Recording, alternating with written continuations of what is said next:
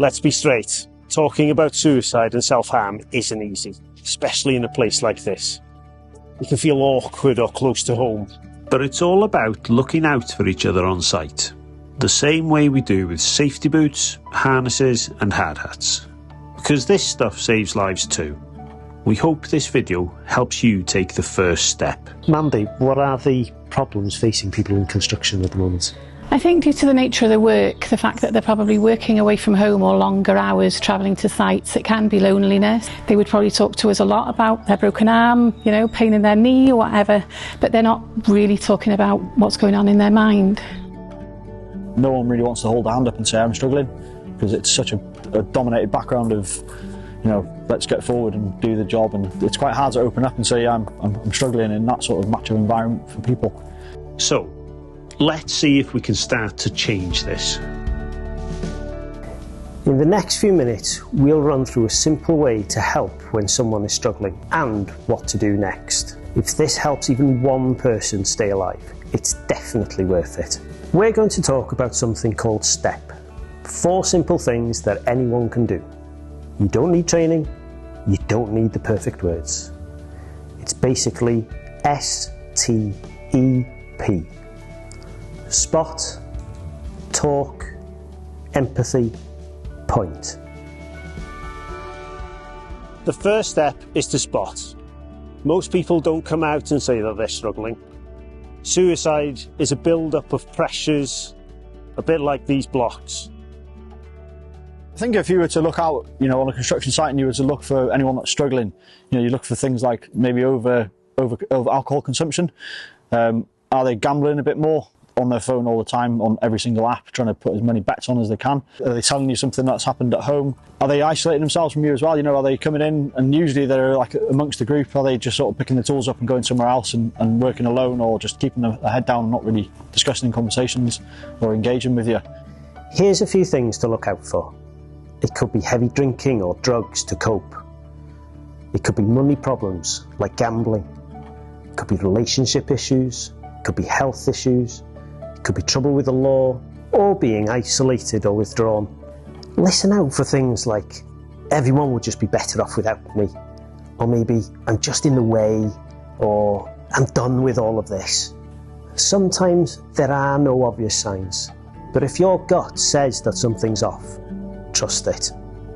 O'n i'n cuddiad lot o sut o'n i'n teimlo. Fath o dynion yn wedig, diolch yn bod o'n i'n agor fyny amdan yn hawdd, ac yn wedig yn byw mewn byd construction lle ti fod i bod dyn mowr crym a ti fod i dangos bod ti'n yn brifo yma.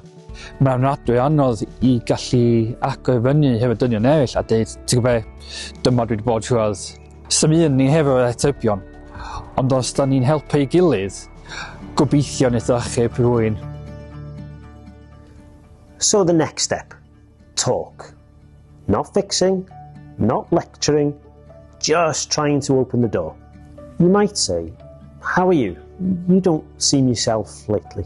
There are many ways of doing it. Just get the ball rolling. So from my own experience of working in the trade, creating the conditions is really, really important for everyone to be able to open up, to share some of the things that they're going through, etc.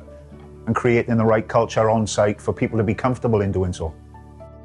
But just having somebody to maybe vent to in their perspective, you know, letting them get that off their chest could really fix 80% of their problems, you know, and sometimes just saying something out loud is sometimes half the battle. But try not to just jump down their throats and try and fix it, because it's not what sometimes maybe people need, yeah? Mae pethau bach yn gallu ni gymaint o wahaniaeth. Da ni'n gofyn chi I newid y byd, da ni'n gofyn chi I oed awran o therapi neu gwbl, da ni'n gofyn weithiau ydy bod chi'n gwrando a trio meddwl amdan sut da ni'n teimlo yn y sefyllfa yna. A lot of people worry that asking about suicide puts the idea in someone's head. It doesn't. If the signs are there, it's okay to ask straight. And if you're struggling, it's okay to say something out loud. That's not a weakness. That's the first step to getting help. So how important is it that people have a space where they don't feel judged? Oh, it's vital, isn't it? It really is important. Somebody listens to them, takes that time and supports them passively with signposting, checking back in on them. It's something that we should be encouraging, every day in our workplace. Once the door's open, use empathy. The third step is about listening. You don't need any clever advice when you reply. Just try something like, "That sounds really hard, but thanks for telling me." Or, "That sounds really difficult." And when they do reply, don't brush it off and don't rush to fix it. Just let them be heard. Feeling listened to builds trust, and that encourages them to get help.